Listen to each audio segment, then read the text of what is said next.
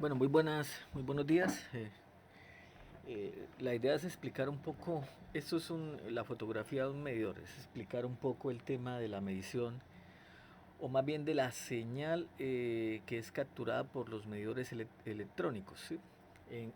La señal de corriente, ¿sí? Antiguamente los medidores electromecánicos lógicamente tenían una bobina por la cual pasaba la corriente y pues lógicamente pues ella inducía, digamos, pues un flujo, digamos, junto con la bobina de tensión, pues había un flujo y esto producía un torque de movimiento sobre un disco, el cual estaba solidario a un engranaje, a unos engranajes, una piñonería, y básicamente pues ahí registraba el consumo, ¿no es cierto? Digamos, con la modernidad, llamémoslo así, de la electrónica, lógicamente estos medidores han sido desplazados por los electrónicos, pero vamos a mirar las bondades del electrónico, después nos podremos centrar en los electromecánicos. En los electrónicos, esto está destapado, es un medidor electrónico de baja tensión, lógicamente, digamos medida directa.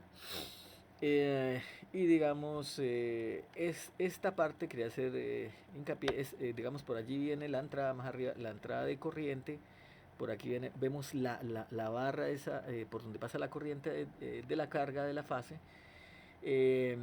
la fase activa, pues sí, de la fase.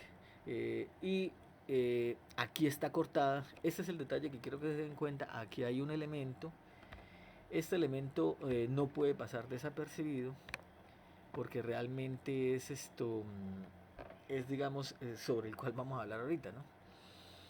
Mm, ese elemento es un chun, normalmente se le conoce como resistencia chun, ¿no? Esa resistencia chun, ¿qué es lo que hace? Básicamente está hecha de un metal especial, una aleación, la cual, digamos, da una caída que es proporcional a la corriente que pase en determinado rango de condiciones. Entonces, eh, mm, aquí hay un problema. Digamos, al ser chuni, al coger, digamos, como esta tensión, es una tensión realmente, lógicamente, esos son milivoltios, ¿sí? Porque la resistencia es muy pequeña, tratándose que por ahí va a pasar la corriente principal de carga, ¿no? Ya digamos de la vivienda. Entonces, esa bendita resistencia, eh, lo que le digo es que usted toma y captura aquí digamos, esa pequeña tensión. Ahora, como es una pequeña tensión, lógicamente entra al circuito, ¿no? O sea, no se ve que digamos que la transformen o la rectifiquen, simplemente la toman como un valor, lógicamente, o la amplifican o digamos como sea, pero son milivoltios, es lo que quiero decir.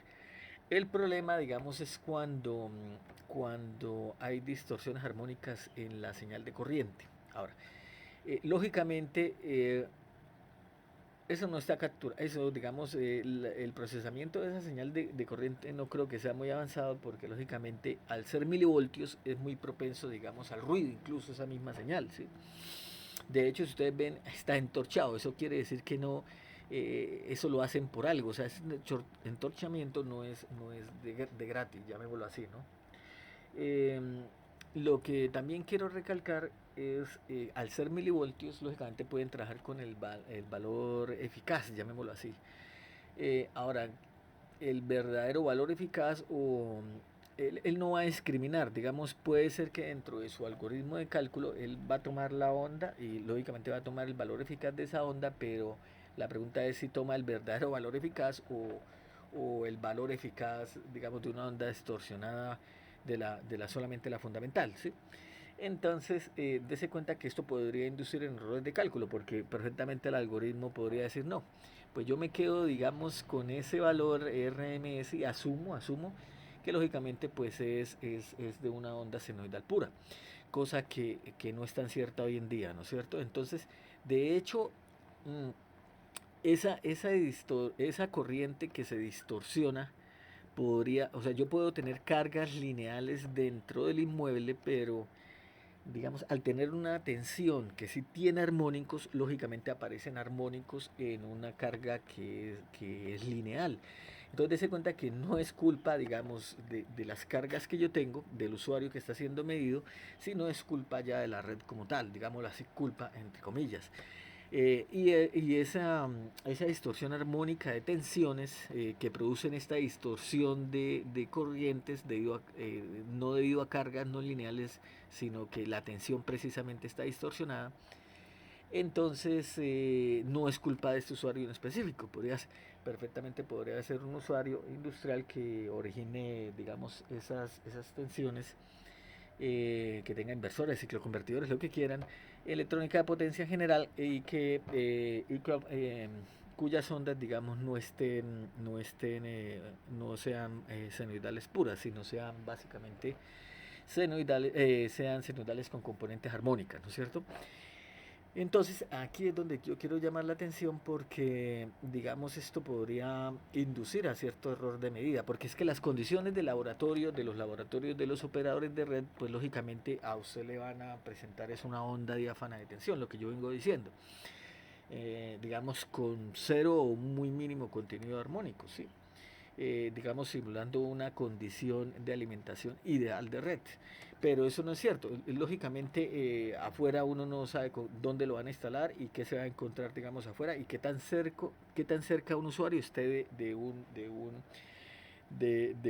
alguien que esté distorsionando, digamos, la señal de tensión, ¿no es cierto? Entonces, dese cuenta que es un problema global, lo que yo vengo diciendo, ¿sí?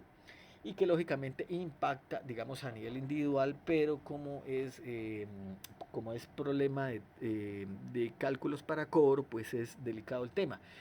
Es decir, usted podría estar incluso en el límite o sin violar la parapenalización de reactiva, lo que yo vengo diciendo, y en algún momento, si esto fuera un medidor, digamos, para bidireccional, y no tuviera, digamos, sonda Rogowski y no hiciera un procesamiento más adecuado de la señal de corriente, sino mediante un chun como vemos acá, lógicamente podría dar digamos errores en el cálculo, ya sea de la potencia reactiva, pero más con la penalización de la reactiva, digamos, sí podrían haber muchos inconvenientes al tener, digamos, la captura de la señal de esta manera, ¿sí? Como les digo, son temas que vamos a ir ahondando poco a poco, ¿no? Lo dejo ahí y lo dejo para que ustedes lo analicen y lo reflexionen. Más adelante veremos otras salvedades con respecto a estos medidores, ¿sí? El costo, lógicamente, el costo de fabricación de un medidor impacta por el hardware, ¿sí? Entonces, si usted instala en un medidor, digamos, de, de este tipo que es para consumo residencial, pues lógicamente una sonda Rogowski o algún otro elemento, digamos un transformador de corriente como tal, de vanado, lógicamente pues va a salir mucho más costoso y mucho más grande y lógicamente pues hoy en día tratan de abaratar los costos. Ahora, el error en la medida y en el cálculo de las potencias, como les digo, puede estar incluso a favor o en contra de una de las dos partes. Entonces, eso hay que analizarlo muy detenidamente. O sea, puede ser castigado injustificadamente un usuario, ¿sí? Puede ser también, digamos, representar ciertos errores de medición, digamos, técnicas, errores de medición técnicos para la electrificadora también, y para muchas otras cosas, ¿no es cierto? Entonces, digamos, esto hay que tener mucho cuidado, mucha salvedad, digamos, cómo entra esta señal, qué se le hace después de esta entrada al circuito, a la placa electrónica, ¿sí? Porque perfectamente pueden, lo que le digo, pueden procesarla así como un valor RMS, entonces ya, digamos, toman ese valor y lógicamente le aplicarán el factor de proporcionalidad de la CHUM para decir tanta caída de tensión en milivoltios corresponde a tanta corriente, ¿no es cierto? Entonces, en ese rango de operación de este medidor electrónico digital. Eh, ¿Qué más? Pues no siendo más, véanse los anteriores videos porque yo voy explicando, digamos progresivamente dónde pueden estar los consumos fantasmas. Muchas gracias y buena tarde.